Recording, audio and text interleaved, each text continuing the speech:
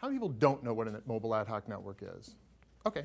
Look, as long as there's at least one in the crowd, I'm good. Okay, so it's good. Thank you, Anna.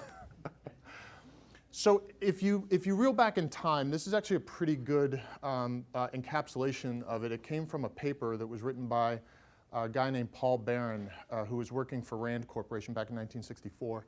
And one of the things that he was looking at in the late 1950s and early 1960s was, in the event of a nuclear catastrophe in the United States, how would we be able to communicate? And so he looked at all the different forms of communication. And by far, at the time, everything pretty much worked this way. So there was really not a lot of networking going on. There were telephone lines and things like that that were wireline, but there wasn't a lot of wireless networks that existed at the time. And he was looking at the different ways that you could put together a wireless network in order to be able to have some sort of communications infrastructure in the case that all of your wired communications went down. And one of the things he really wanted to do is he wanted to do what was in C here, which was the distributed method, and determined at the time that that was computationally way too complex. So what they settled on was basically a decentralized method. And today, pretty much all communications works this way.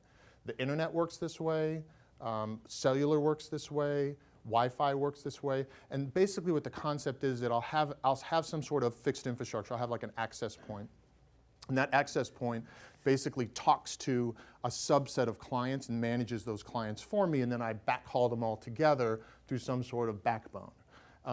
So if you think about it in the way that cellular works, for instance, you have towers, and the towers will communicate to your individual cell phone, and then they connect tower to tower by bringing them all into backhauls and bring them back to servers, and that's how your distribution happens.